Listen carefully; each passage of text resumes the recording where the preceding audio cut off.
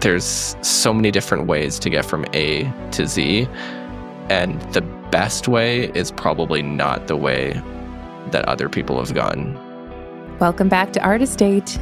I'm your host, Nicole Romanoff, and today I'm sitting down with Calgary-based architecture and interiors photographer Eymeric Widling. Eymeric's path into photography wasn't exactly straightforward. He started out studying journalism, took a detour into commercial and automotive photography, and eventually found himself building a thriving career documenting some of the most beautiful interior spaces in Calgary. In this episode, we dive deep into the real story behind that journey, what it took to find his niche, the moments of uncertainty along the way, and how his approach to photographing spaces has evolved into an art form of its own. Eymeric shares not just what he shoots, but how he thinks about the light, composition, and storytelling. And it's a masterclass for any creative who wants to build a career that feels true to their voice. If you're curious about the real behind the scenes of a creative career, or you're looking to deepen your own craft, this is an episode you won't want to miss. Let's jump in. I have to say I'm really excited to chat with you because I've been following you for a while. I came across your work through the Atmosphere guys in Saskatoon. Yeah, okay. Nice. And I was just like, who is this guy? Like, oh my God, his work is amazing. And then this morning I was reading through your bio and looking at your website and everything. And I was just like, oh my gosh, this is the most interesting guy. I don't know. So we've got a lot to talk about. I think so. Yeah, I'm excited too because I don't usually talk to like photographers outside of my industry. I mean, you with the podcast have probably more so than me, but like the whole portraits and fashion and lifestyle is like so out of my realm. Mm-hmm. It's kind of, I don't know. I'm kind of curious to hear more from. It'll be interesting because I think there's quite a different dynamic probably. I would say, and I'm so curious about like your process and how it all came to be. So what I know about you is you live in Calgary right now. Is that where you have always been from? Yeah. So my parents moved here like 30, I'm dating myself. 37 years ago, I guess, from France. Oh, wow. With my brother, he was born there. And then I was born like a year after they got here. And so I've been here my whole life. I've never moved. I don't plan on ever moving. I don't think so far, knock on wood, it's all good here. I'm curious, why did your parents choose Canada and Calgary specific work, obviously? Good question. So my dad grew up with like a deep interest in like the Wild West and Wild West culture, like cowboys and stuff like that. He was very into that as a kid. Yeah. And so at some point when in their late 20s, him and my mom were kind of like fed up with France and politics and things like that. So they looked to move out to the Wild West. Yeah, and it's wild, all right. It sure is. And I think he would have preferred the United States, but I think getting into the States was harder. And so they're like, well, we'll go to Canada. And I think when they looked at Alberta, they thought, well, Edmonton was the obvious choice. But then they saw Calgary was below, and they thought Calgary might be a little warmer because it's more south. That's literally it. So they randomly chose it. So they looked at a map. Like, I think they looked at it and they thought, well, BC, like they didn't want to be right on the coast, I don't think. And then when they looked at Alberta, which was still like in the west, Edmonton was like maybe going to be colder or something. Mm-hmm. So they chose Calgary, just totally random. And sometimes I think, man, if my parents had just stayed in France, like how different would my life be? Oh my gosh, so different. You started out in journalism, which I find really cool. You went to Mount Royal, right? Yeah. So I think it was in high school that I actually kind of became somewhat enamored with journalism for silly reasons. I thought it was really like heroic. Yeah. To be like, I saw like, war photographers or like, it was kind of my like political phase of my life, in high school we were rebellious and I was like socialist and Yeah. I don't know, whatever. And I thought, man, that'd be so cool to be a journalist. So I was in the journalism program in high school, which was not very serious. But then upon graduating, I thought, well, I should go into the journalism program at Mount Royal. And I think it was actually pretty, I don't know, not hard to get into, but there was only 60 students in our class that were accepted for that year. Wow. You had to do like a big interview to get in. And then within like maybe 2 days of the actual program, I was like, I don't think this is going to be for me. Oh, like, really? It was just, yeah. And it wasn't like the whole program that I wasn't a huge like fan of. It was more, I kind of realized like writing is not my thing. And that was the big focus of this program. I think it's a great program. Shout out to Mount Royal, but I just really didn't click with writing the way I thought I would. You would. Okay. And also it was such a huge focus. It felt like that program was for really like purebred journalists, like people who want to write the hard stories. And I was kind of like more into the multimedia aspect of it. So luckily we still did that kind of stuff in the program. Like there were photography courses, we did broadcast journalism, we did graphic design. So actually on hindsight, it was like a really good program to complete as like a general education, especially for somebody who is going to end up becoming like a freelance photographer to be able to kind of do a little bit of everything. But yeah, the actual like hardcore journalism written stuff was just, I quickly was like, yeah, this is not me. But I guess you're right. There are a lot of different aspects of journalism and maybe styles too. Like writing is a big thing. And then you're right, there is photojournalism. And then there's like even journalism, like speaking, like television, right? Yeah, which we did. Like we got to do some of the broadcast stuff because Mount Royal has an actual broadcast program. I think they even had a radio program. I can't remember. But yeah, we got to try it. It was super fun. It was really cool to try out everything and actually doing the broadcast stuff. I don't know. I really liked doing the video as well. It was a totally different way of doing like a visual medium like that. So yeah. So the writing never really took off. But a friend of mine was much more into the writing, and he was really into cars at the time. And he wanted to pitch stories to magazines of like cool cars in the city, but like tuner stuff, not exotics. Okay. And he's what did you say? What did you call that? Oh, like tuner cars, or like tuner. It's like, yeah. So think like Japanese imports versus like not like Lamborghinis or something. Right. So there's like a very niche scene for tuner. Yeah, like JDM imports and stuff. So would those be like kind of like souped up? Like with the spoilers modified, and all this. Yeah, modified cars. So lots of lights usually they're and yeah. I mean, it's changed over the years, but it's more like more affordable vehicles that you can modify. Whereas the guy who buys a Ferrari is probably not gonna, slap some different wheels and mess with the engine much. So so this is like its own little scene. Usually like. Teens and young adults, more cash-strapped kids. Yeah. So he wanted to get published in some magazines in that genre. So, and he knew that I was kind of gravitating more towards photography. So he's like, "Hey, can you take some photos of cars and then we'll pitch them to magazines?" I didn't really know anything about cars. I just thought they were cool, and I thought the scene was cool. So I kind of like dove headfirst into that, ended up shooting like tons of cars, and we got published actually quite a bit. Really? And that was kind of like the gateway where I was like, okay, this is more my jam. Like I can take my time, I can be on my own and like focus on making every shot perfect, exactly how I want it, mess around with lighting and styling. And, like I want the car on this side of the road because the view or what, you know what I mean? Whereas like journalism was like, there's an event, things are happening. You need to feel the beat of what's happening and capture moments and stuff. And that wasn't really for me.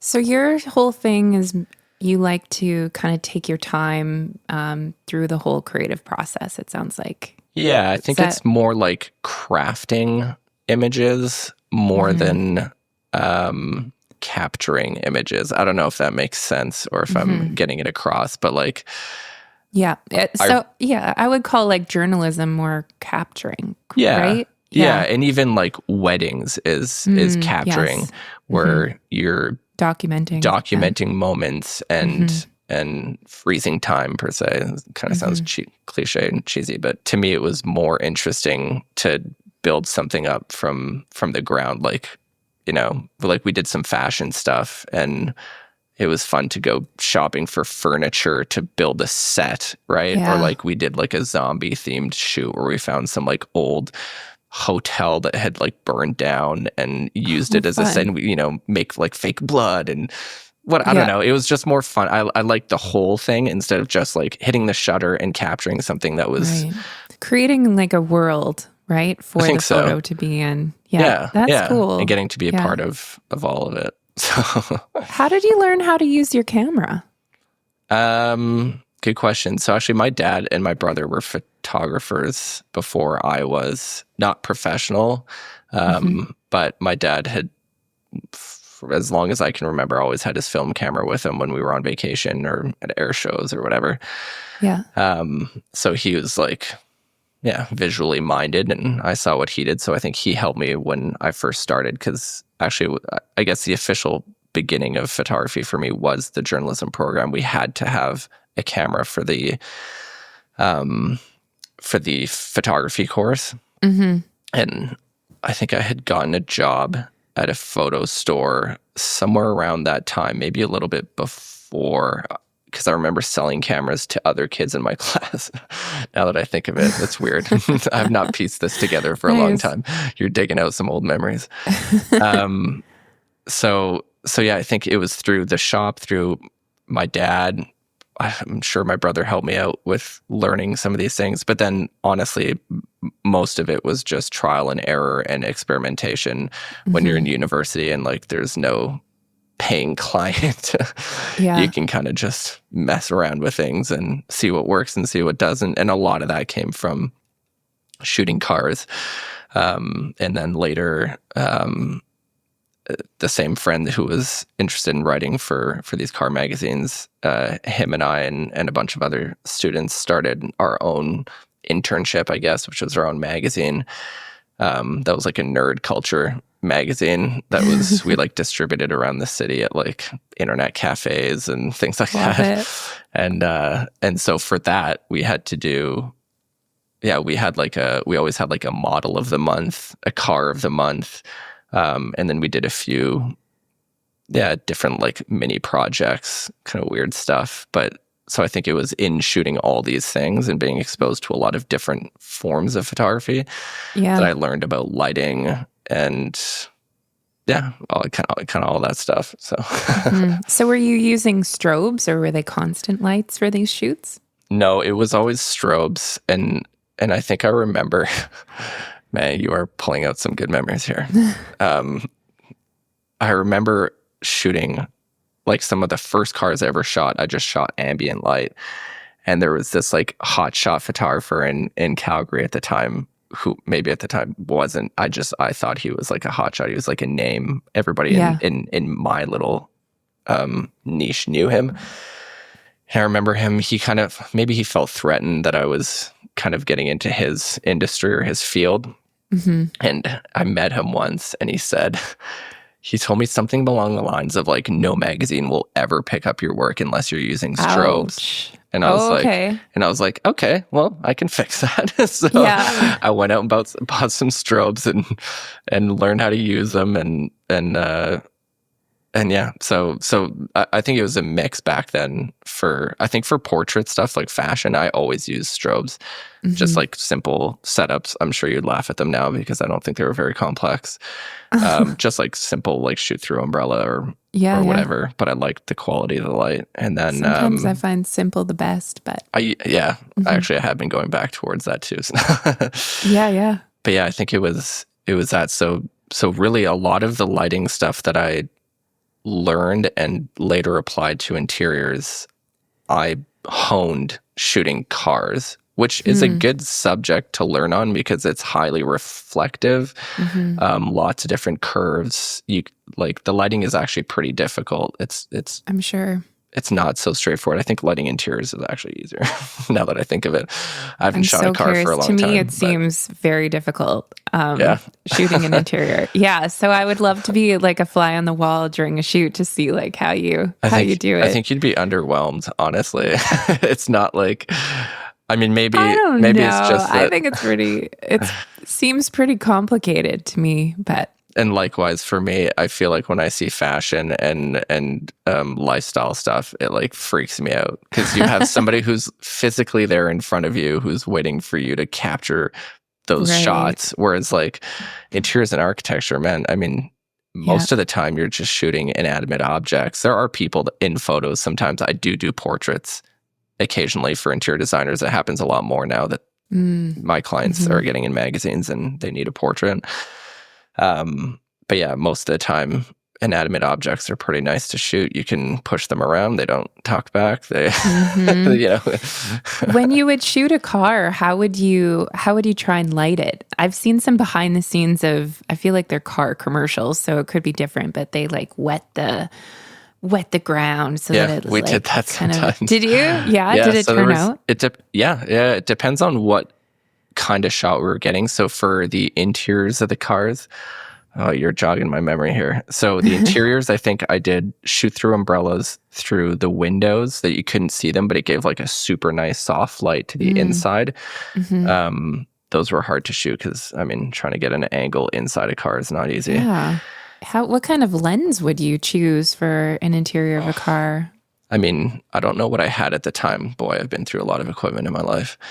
But now if I were to go back and shoot, probably like a 50 or something. Or like so to not get like super wide or anything. You'd probably need one wide shot, like on a 24 or a 17 or something, but like just to show the whole thing. But I think I remember I'd cut details a lot. So like an 85 or a 50, the same way you'd shoot like a headshot, I guess. Like detail shots. Yeah. And then for the exteriors, I had a pretty elaborate rig that was like kind of half homemade, half bought. There were these, I think it was Manfrotto made them. There were 7 or 8 inch suction cups that had a little pump on the side that you'd push, and it would it could hold some obscene amount, like 80 pounds or something. Oh, wow. So you'd have one on the windshield and then one either on the hood of the car or on the roof attached to magic arms. I don't know if you've ever used those, the Manfrotto magic arms.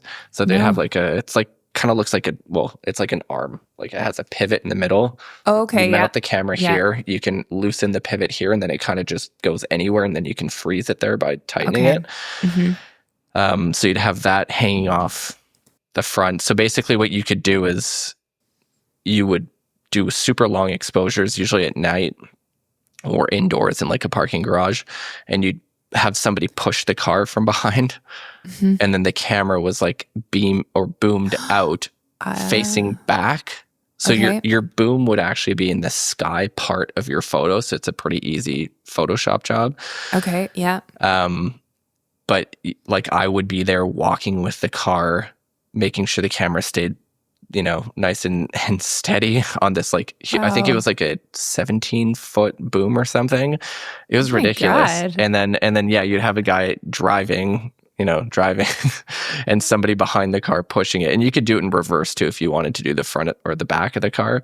Yeah. Is this for video or for photos? Oh, no, for photos. So you'd have this angle of the car from low down, right? Okay. Like as if the camera was like 8 feet or 10 feet or whatever from the car on the pavement, and the car would be like perfectly in focus and sharp, but everything else would be blurred. Now you see people do that they'll have like a minivan and then they'll drive ahead.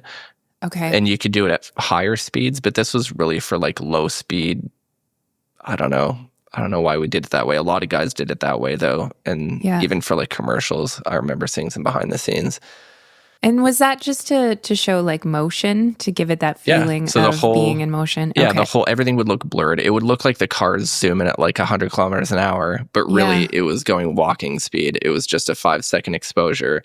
So you could do really silly stuff. Like I had one where one of the guys was hanging out the back of his own car with a helmet on, and he was pointing at his wheels. and it looks like the car is going like highway speeds, and he's like hanging out his window, but he's not. It's just the car is going like walking speed tops. So for that, we would hose you could hose if you wanted nice reflections on the ground. You could water the floor or whatever. But very cool. And so how did you end up pivoting? So are you in school at this time that you're taking a lot of car photography? And then how did that pivot take place to interiors? Yeah, so it's not like a super exciting story. So university was where all the fun stuff happened. Always does. Yeah. A lot of very, very, very late nights shooting cars. And then a girl that I worked with at the camera shop, so I worked at Black's, and a friend of mine, Paige, she worked in real estate photography. So on the side, she had like 2 jobs. And I think it was like maybe a couple months before I graduated, or like a year before I graduated, she said, hey, if you want a job when you graduate, or if you need a job when you graduate, I could get you a job where I work, which is like a real estate photography agency. So yeah, I took her up on the offer, because honestly, I didn't know what I was going to do. I'd spent university shooting cars and models. I knew I didn't want to be really a journalist. Also, the journalism industry was under quite a change, which it still is, obviously. But that was kind of the beginning of it. And so I said, yeah, like shooting full time, just with like getting to make money with a camera was like a dream come true. I was like, that's perfect. That's all I want. I didn't really care what it was. I mean, it could have been anything. I would have taken it. Anything with a camera, truly. So yeah, I graduated. I started shooting this. I can't remember how many houses I did a year, but it was obscene. It was like hundreds and hundreds of houses. Wow. And would these be houses that are for sale or not necessarily? Yeah. Yeah. Okay. Just real estate listings. So it was crazy. I think I could shoot like 6 houses in a day. And it was everything from like a super ghetto basement suite to like a multi-million-dollar listing in, a fancy neighborhood. So it was crazy, because you'd wake up in the morning, you'd look at your schedule, and I was like a cab driver. I put so many miles on my car because I was just driving all day. I think I had about 20 minutes to a half hour between shoots. And then I'd have on average 45 minutes to an hour in a house. That's it. Which is nuts. And like, I think the average deliverables were like 25 to 50 photos probably. Something, which now I'm like, man, that's insane. How did I shoot? Like, that's a lot. That's like times 6, like just, like 200 to 300 photos a day that you'd have to shoot and then deliver. So that was the tricky part too, is that realtors expect things the next day. So I think I would shoot all day, and then I would edit in the evenings and in the mornings at like 5 a.m. and then post everything by like 6 or 7, and then eat breakfast and go do it again. Oh my gosh. And I took like every gig I could. Yeah. And was it paid per job, or was it a salaried position? No. It was paid per job. So the more you shot, the more you made. And I've always been kind of more business oriented. So I was like, okay, give me everything. I'll take whatever somebody else doesn't want. I'll shoot it. I'll shoot weekends. I don't care. And this was obviously before I had a kid. So I was just going to say, I was like, life has a way of showing us like that we don't want to do that anymore. So you must have been young. Yeah, exactly. Yeah. So it was back when like we were living in the apartment. My office was just in the living room. So my wife, then girlfriend, but now wife, she would just, hang out, and I'd be, it was like I was working, but I wasn't at work at the same sense. We could like kind of watch a show when I was editing or something. So it was, I didn't feel like now I have an actual office in my house where I can close the door, but that feels a little bit more separate. Right. But yeah, so it was an insane schedule, just I'm sure shooting tons. And I think I set I'm pretty sure I hit like the most houses that were shot that year of any photographer, like in their company. I don't know what it was, but it was crazy. It was a crazy amount of houses, but it was a really good place to start. Yeah, of course. Because you got to see everything, the good and the bad. And you learned how to deal with people, the good and the bad, and how to manage your time, how to do your own invoices, because it was considered kind of like contract. So I'd have to invoice for the shoots that I'd done. So keep track of, the addresses that you shot, what you had done, and then invoice the company for. So it was kind of like a dipping your toes into running your own business. Not fully, but just a little bit. What a good little segue for you. You know, like out of school, go into this job where you not only get paid, but you get to like just work and get that experience. Yeah. And I don't know if you can say build your portfolio, but or maybe because there would be some there was enough some like amazing houses. Yeah, well, that's the funny thing. Like, not everybody in my industry goes through this route of starting with real estate. But I don't know how they really do it, because whenever I think of like comparing it to something like fashion or lifestyle, like everybody knows other people. You can set up a photo shoot. I could set up a photo shoot tomorrow with some friends in a field and start building a portfolio with portraiture. But a house, I mean, if you're targeting high-end clients, unless you know somebody who has a really nice house, it's not really easy. You can't go door knocking and just asking people to hey, can I photograph your house? It looks great. And, I could build my portfolio with it. Nobody's going to let you in.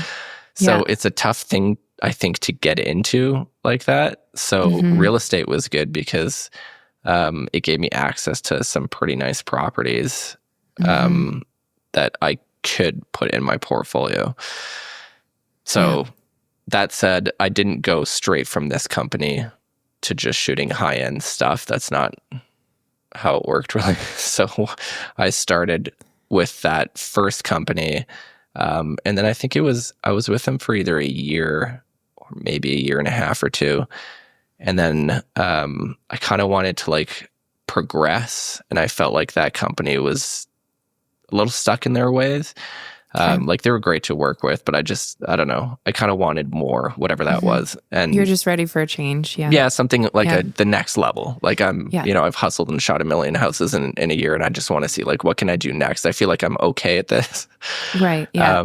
And I did find that I really liked it more than I anticipated, because I had no interest in interiors and architecture prior to this.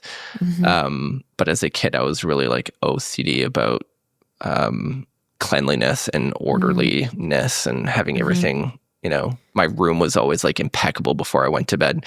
I never would have thought that was going to be beneficial in the future. Yeah. But then I was like, oh wait, hold on. This makes sense. This is totally me. I'm not really like very extroverted. Like weddings, all that stuff, it's way too much for me, like just mentally and emotionally too much going on. I get it. And then getting to shoot houses, I was like, okay, this is cool. Like you can kind of be on your own and you can take your time. And well, at the time I wasn't maybe taking so much time, but you can like arrange things and everything has to look nice and neat and stuff. Like this is totally my personality. And it's something I like doing. So it kind of worked. I kind of felt like, okay, I'm in the right place. I just feel like I could do something better with this. And so I switched to a different company that was out of Vancouver.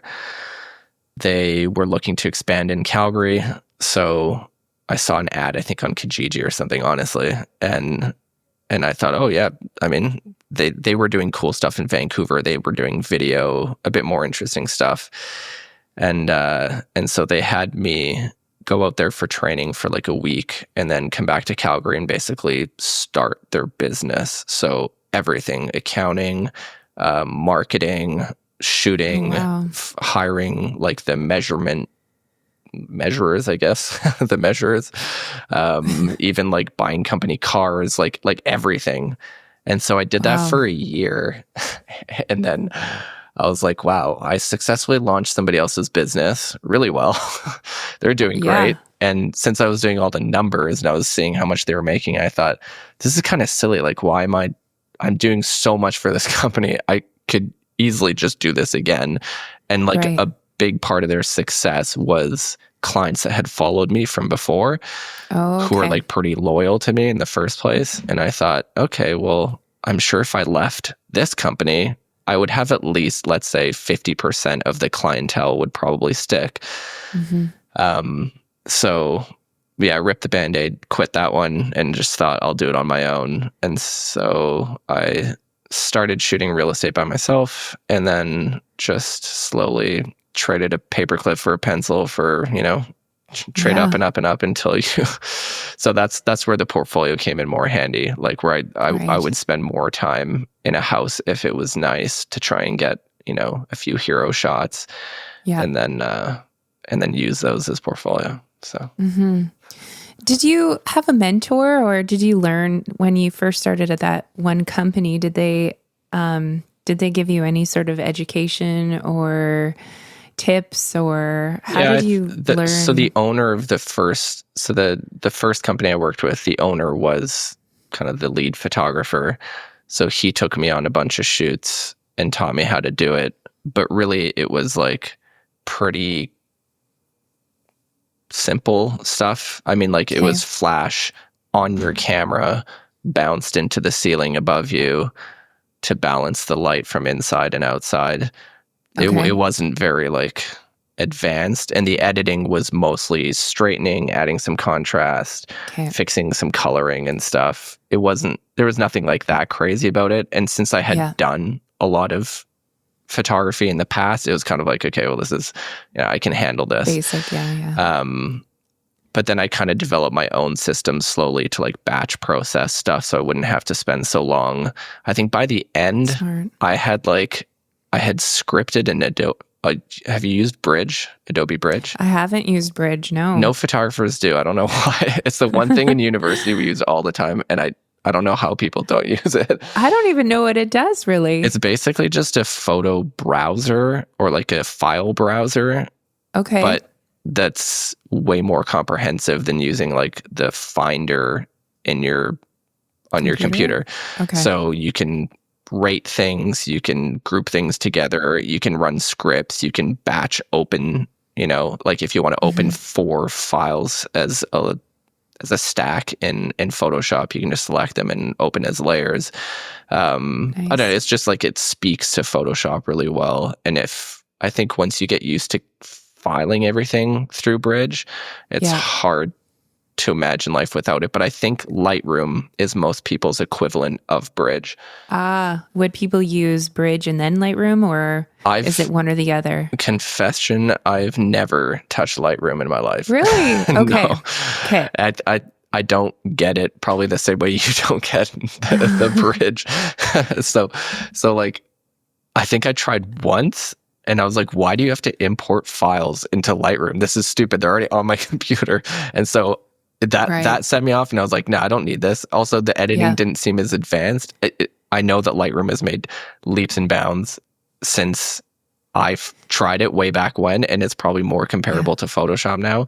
But really, like, Bridge is I sort everything through Bridge, and then I go directly into Photoshop, and that's how it's always been since university.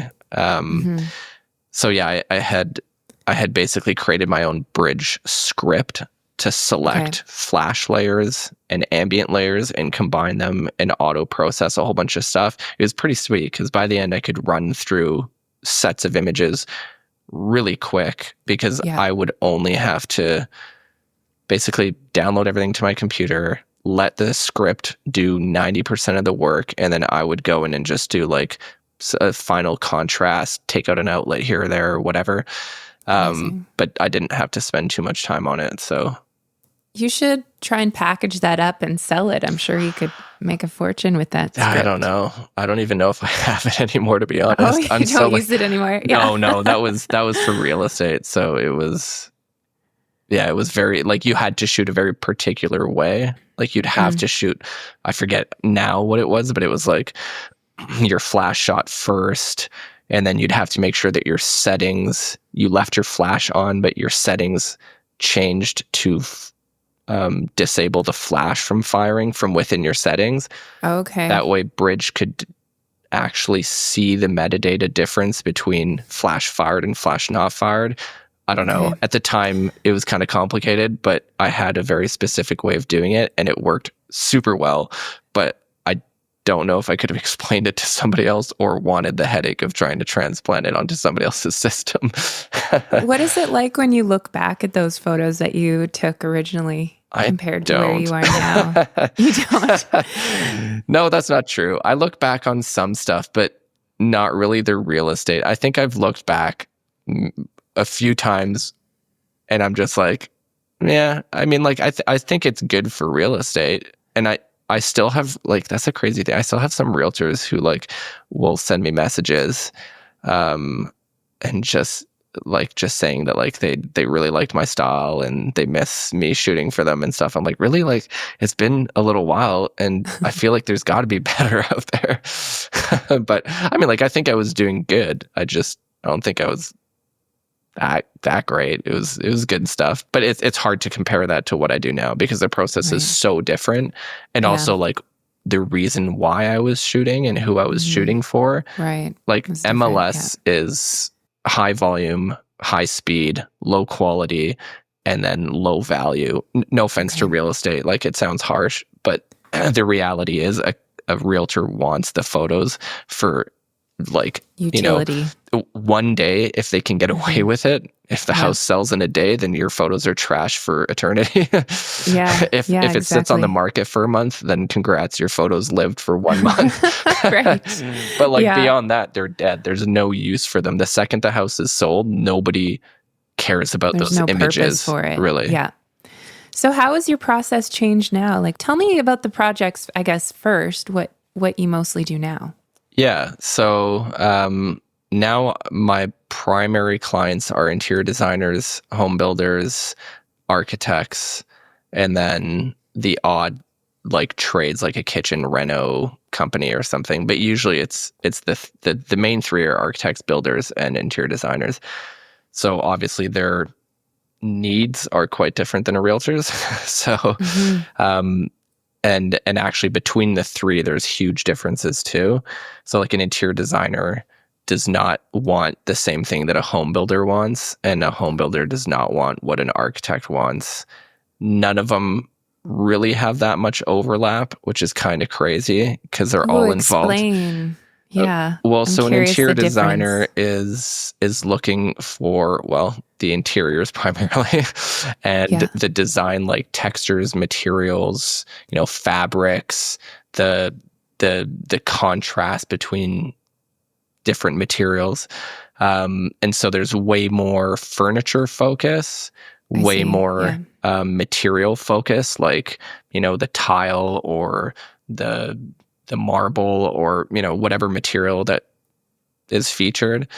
And then lots of close-ups, right? Like, details, styling matters way, well, I wouldn't say matters more, but they're more interested and more observant of the styling. Okay. Like coffee table books on a coffee table, whereas an architect could care less for the most part. Like, so then you have the home builder who cares more about, like, just the overall space, right? Like the build. And so it could be materials as well, but it's more like a little bit wider. It's almost like you start with the designer is, like, tight, the builder's a little bit wider, and then the architect is really like the envelope, like the full structure, the sight lines.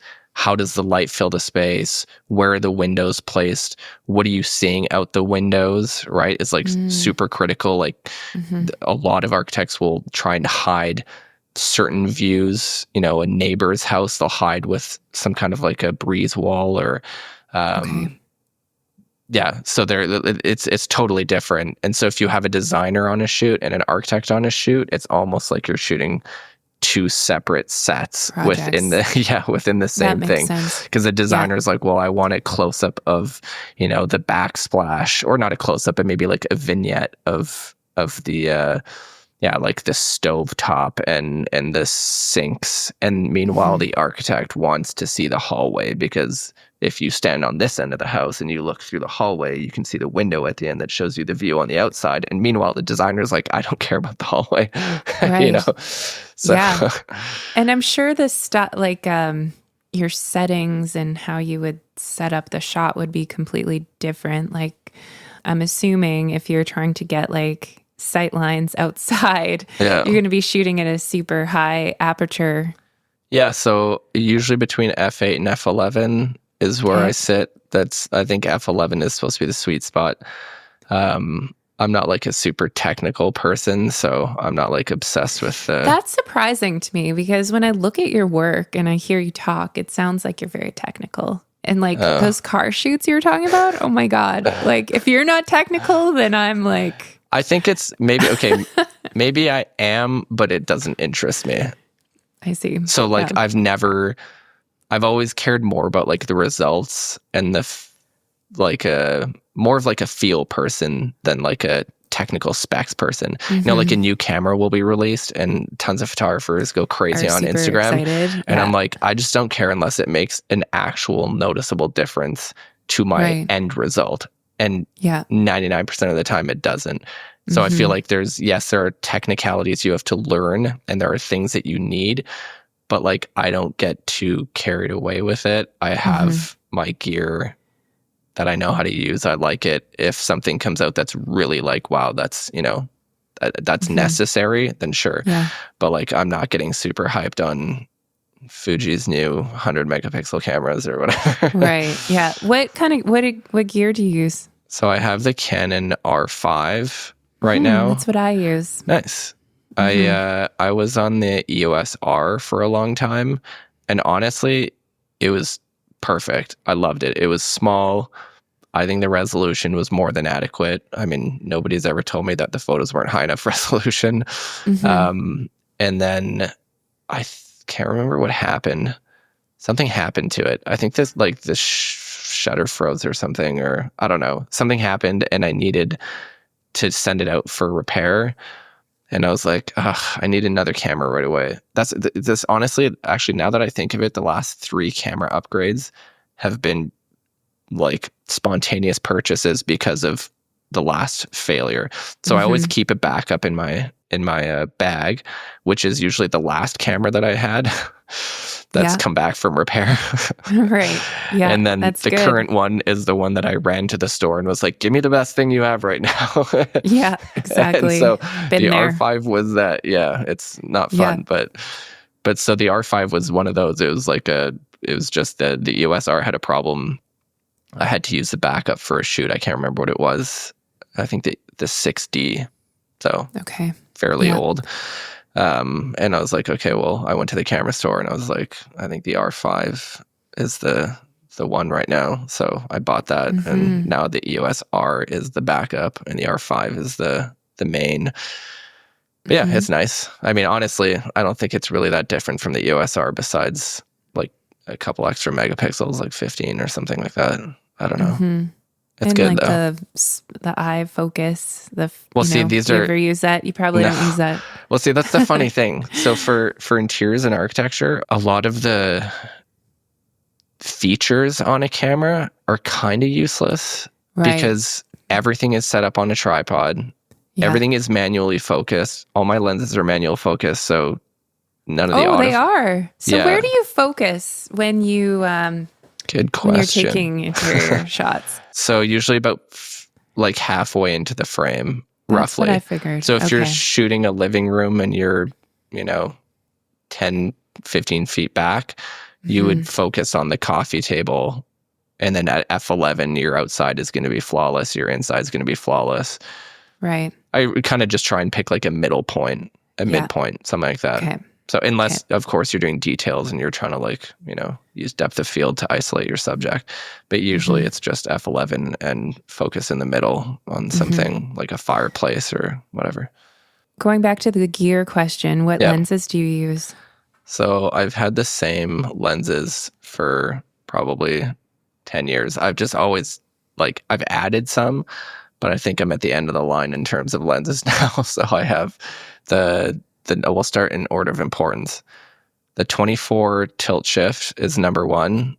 That's anybody who's shooting interiors and architecture and who asks and says, what's what lens should I get? It's like the 24 mil. It's the workhorse. It'll be 80% of your shots will be on that lens. And then I think the next up is not actually a lens. It's the extender for the 24 mil. So I have the 1.4 extender, the Canon's. It's like that little sandwich extender that goes between your lens and the body. Yeah. So it's a 1.4 magnification. So it makes your 24 mil somewhere around 35. Oh, okay. Yeah. And honestly, that's actually the one I use probably the most. More than the 24. I shoot probably tighter than the average, I think. I always am, if you come to a photo shoot, you'll find me jammed into a corner, always. I'm always as far back as I possibly can get. So I find the 35 is perfect. If Canon is listening, please make a 35 mil tilt shift. It would be amazing because the 1.4 extender comes with a couple drawbacks, like a bit of fringing and a bit of distortion, but not substantially enough that I wouldn't use it. It's just kind of a bummer when you think the 24 mil is so perfect. That's such a flaw. All the Canon tilt shift lenses are so flawless. It kind of hurts to put an extender in front of one of them. It's you're crushing a little bit of that perfection. So tell me about these tilt shifts. Why tilt shift? Okay, so the easy explanation is if you imagine taking a picture of a tall building, you've got to tilt your camera back, right? So that you can see the top of it. And now all of your lines converge. And so you've got a building that looks like a triangle instead of a rectangle like it's supposed to be. Yeah. So the tilt shift basically lets you keep your sensor level so it does not move. And then you just shift the lens so the actual front element just slides up and it shows, well, I mean, you can slide it any which way you want, but it basically just shifts the view without changing any of your angles. So that's how you see a photo of a skyscraper, but it looks perfect from top to bottom. And, you know, there's this much cement and the rest is sky. And you think, well, that doesn't make any sense. How did well, you could do it in Photoshop, right? And you could adjust your shot if you didn't have a tilt shift lens, but then you're, kind of messing with your files, you're stretching things. It's not going to look as good. It kind of kills the quality. But other than that, you also, more than that, that's the simple explanation. To add on to that, the primary use for the tilt shift for me is that usually the best place to take a photo from in a house is not necessarily where the best framing is. So you might want a sight line where you see looking over a table, let's just say down a hallway. And so you want to stand right here. But if you shot that, it would be way too much of this and not enough of that. But it's the right place to be in terms of where things line up. So you can set that shot up and then you can basically move your frame to the left. So you show less of the dining room, but you're still in that same spot. So it's really I find almost all my shots are shifted to a certain extent. Not that you necessarily notice that, but it's really interesting. Once you start using it, you kind of can't, it just becomes a way of it's just, a way of shooting. So how did you get introduced to that? Was that during your first introduction to real estate? No, I don't think I shot with the tilt shift until after real estate, or maybe when I was on my own transitioning out of it. Okay. Because in real estate, you don't have time to sit there and play with tilt shifts. You just shoot and then you adjust in post. Yeah.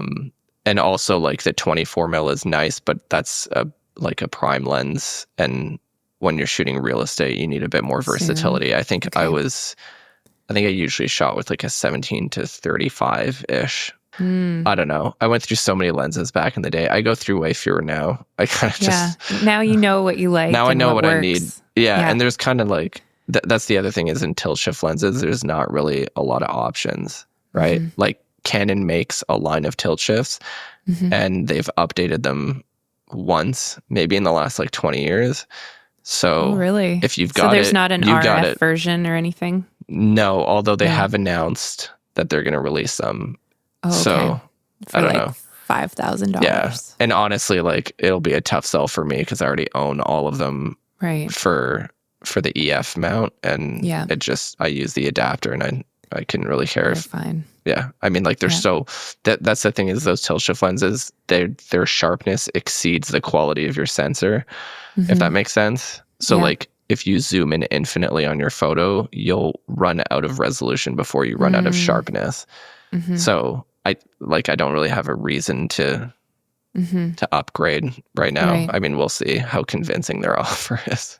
I was going to get you to walk me through your process when you are working with these clients. Like, how do you know what kind of lighting to use? Depends. Let's say, for example, it's like a cloudy day.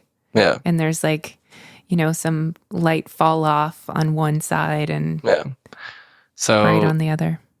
You're kind of at the mercy of nature for all shoots because as much as you can play with artificial light, your key light is pretty much always going to be a window for the most part. But there's so many variables. It's really hard to plan down to the down to that kind of a detail of like, well, if the light comes in on this, I mean, you can, and I try my best. Like before I go to a shoot, I have a sun map that I look at that shows me from above where the sun, I don't know if you've ever played with these, but it shows you where the sun will be throughout the day and even what height.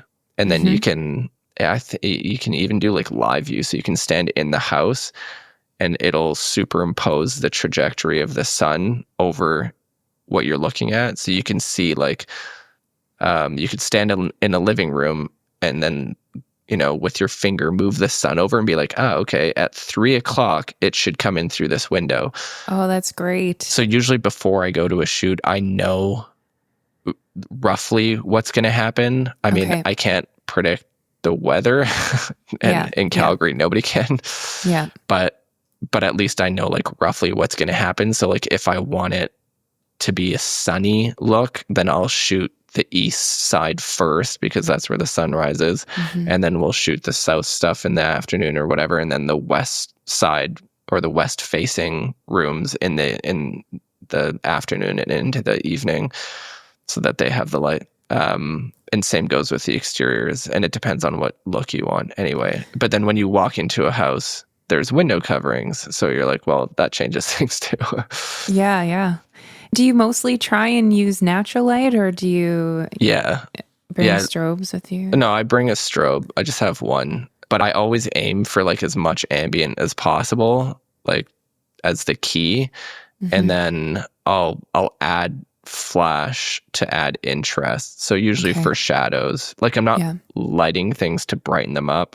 I'm usually just adding a strobe for contrast, like where there's, the light is maybe a little flat.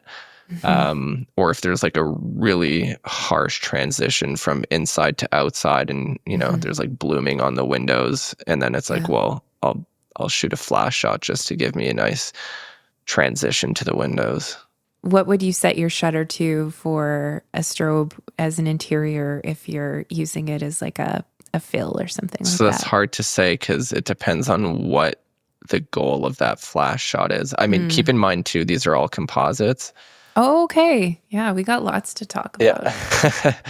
Kind of the sky's the limit with these, right? I mean, since you're on a tripod, you can layer 100 images if you wanted to. So usually like I'll have my ambient lights off. I'll have my ambient lights on. Now I can choose which lights I want on and how bright I want them. And then I do my strobe shots separately. So if I'm trying to blend a window, the shutter speed would be determined by what I want the window to look like how I want the view to look like, and then I'll just fill the rest with flash. But if I'm trying to add contrast, then I could care what the window looks like. I might just go same thing as you, set it to the sync speed. Yeah. That way I have a lot of contrast, and then I just blast light around wherever I want. And then I can throw that in as a lighten layer if you just want the light from it.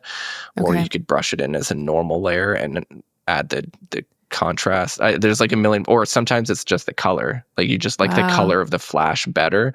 And so you can set it as a color layer and be like, well, actually, that couch was really close to a green wall. And so I shot a flash to, kind of balance all that color. And now you just plop that in as a color layer and you fixed your problem. So you have a lot of images to make one image. Yeah, I mean, you could a lot of the time. You can go with as many as you want, which is kind of dangerous. And I think when I was starting out, I would shoot everything. I was like, okay, I'm going to shoot a flash over here, over here, over here, over here. Then I want to get one for this and one for that. And then I'm going to shoot this. And you're like, then you get back and you're like, well, I actually don't need pretty much any of these. Oh. And I think I did at first, but as my technique has gotten better in post-processing, I use less and less and less flash because I can kind of get what I want from the ambient light pretty well. But again, it depends who I'm shooting for. It's for an interior designer. I might go a little heavier on the flash because the accuracy of the colors, and it'll make textures pop. If I'm shooting for an architect, I'll probably lay off the flash because they want to see what the light looks like in the space. And we're not really concerned about like whether or not we can see each hair in the... So for an architect, then, would you still create like a composite of... Yeah, you would. Okay. But it'd be mostly, or pretty much, usually it'd be just ambient light. So it'd be like a bright, a middle, and a dark. And then I would use luminosity masks to blend. Wow. So how long does the image take you to edit? Good question. So it really depends on what I'm editing and how difficult the space was to capture. Usually if it's mostly ambient, it'll take me longer. If I'm using flash, the flash is like a shortcut, basically, because it fixes color, it fixes contrast, it fixes everything at once. But on average, I book the same amount of time to edit as I spend on location. So like if I spend a day on location, it'll be at least a day of editing, but usually that goes a little over. So and if it's commercial stuff, it's like double. So if I spend a day shooting an office, it's probably going to be 2 days of editing just because of the requirements for commercial work, which, commercial spaces have exit signs and fire things and do you remove vents, those? Everything. Okay. Do you have like a list of things that you remove? Would it be like outlets or... Well, yeah, no, not like officially. I mean, I'll just pull anything I don't like, which is 90% of it. Nice. I just call it wall acne. Basically, like anything that I guess my rule for this is like anything that had to functionally be present but was not part of the design. So like an outlet is not part of the design. Sometimes it is. I've seen some pretty nice outlets, but mostly, like things that, the engineers said you have to have an air return vent here. Right. And the designer's like, ugh, I don't want it there. But the building forces them to put it there. It's like, well, I'm going to take it out because that's not reflective of your design work. It's reflective of the engineering and whatever. So, do you use any generative AI for removing things? I've messed around with it for fun. But honestly, most of the things that I do, I can do really well manually. And if I do use the AI, I always have to fix it up anyways. So not a whole lot. And also I've noticed once, a post on Instagram get a little like made with AI badge on one of my clients' work. And I was like, well, that's not cool because, clients are hiring me to show what they can actually do. Yeah. And if an AI badge shows up and says, well, this might be kind of fake, defeats the whole purpose of having photographed it. Yeah, exactly. So I've been pretty wary of it since then. Like if I really feel like AI is going to help me, shortcut something, I'll do it in a separate file and then merge it, screenshot it high res, and then drop it back in. That way it's like there's no metadata trace of AI having been used. Oh, wow. I try and I don't think I've experienced that, because I'll use it for, like removing things that are distracting or whatnot. Yeah. But I haven't noticed. So you've noticed a sticker pop up? It was a photo that I literally pulled an outlet out on, and it was really like a simple edit, but I think there was a gradient on the wall or something, and it was like, I think it was like when AI first, with the early months of AI on Photoshop, and I thought, oh, that's kind of cool. Like it could probably come in handy here. So I did it, and I didn't think anything of it. And then later the client posted it. I don't think they even noticed, but I saw the AI, like made with AI badge, and I was like, nope, not happening again. Weird. So I've never seen that. No, and you know what's funny? Everybody I've mentioned it to has said the same thing, like that they've never seen that happen. So I don't know if it was some fluke thing. Maybe I'm like paranoid now. but maybe I should try it again. Maybe I'll do it on purpose. Yeah. Yes. Try I'll do it on out. purpose. I'll do something and I'll post it and see if it gets flagged. What do you do in terms of like color adjustments? I know you do a lot with compositing and whatnot, but do you adjust like contrast, and do you work with levels or curves? Yeah, curves is my go-to for a lot, because so much can be achieved with curves. But actually, so I do contrast with curves, but I use luminosity masks in conjunction. That way I can isolate just the highlights and just adjust those, or just the midtones or whatever. Shadows. In terms of coloring, that's like one of the biggest parts is dialing in an accurate color from the beginning in your raw files once you're, before you import them, or before you really start working on them in Adobe Camera Raw, I guess. And then once you're in the shot, fixing colors individually. So usually it's like, it could be pen tooling the ceiling and removing some yellow cast that's bouncing from the hardwood floors or something, or a white couch that's getting some blue because half of it was close to a window and half of it wasn't. But it's the kind of thing you got to, the case with all editing is you kind of have to tread lightly. Whatever I do in Photoshop, I try and dial it back the opacity. So it's like I'll do my edits and I'll go back and be like, okay, wow, that was way too harsh. And usually I settle around like 75% of what I did. So to try and maintain some realism, I don't want things to look like too fake renders or where like every white thing is like styrofoam white and it just looks cheesy. It's like there needs to be some things overexposed. There needs to be some things underexposed. Some colors got to be a little off because it is a photo, and I think that's should be okay. So. If you had to give a piece of advice to someone that's starting out wants to do what you do, what would you recommend? Wants to do what I do. I've had like quite a few people email me in the past, photographers that are, launching their own careers. And I feel like I always come back to the same thing, which is like, you can't copy other people. It doesn't necessarily work. I don't mean in like a ethical way. I mean more like what works for somebody else is not necessarily going to work for you.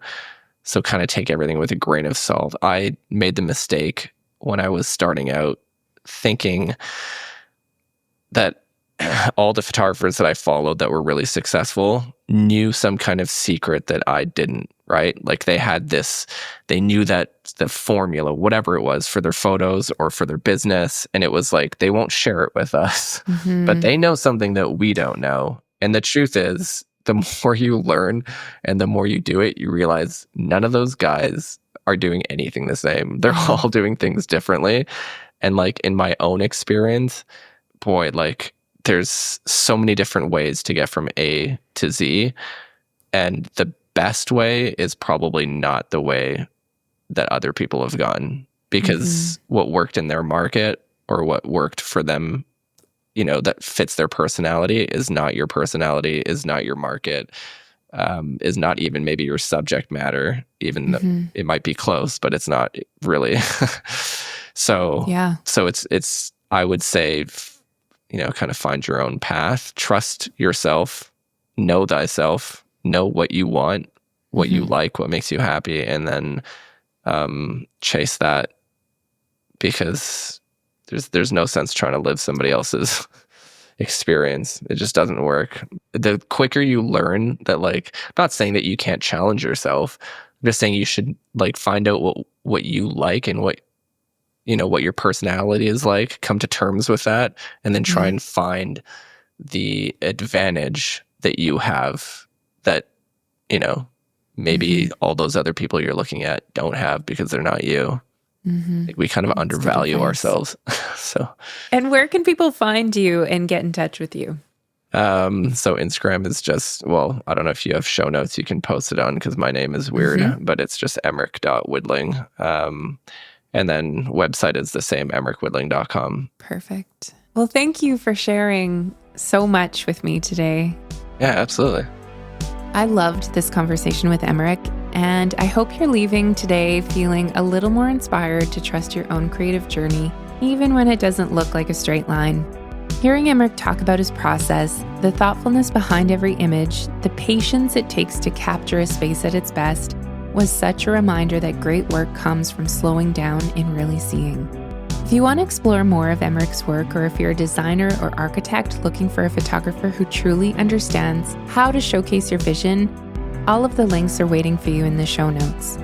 And if this episode gave you something to think about, share it with a friend who's on their own creative path. We're all figuring it out as we go, and stories like Eymeric's are a reminder that there's no one right way to get where you're meant to be. Thanks for listening to Artist Date, and I'll catch you next week.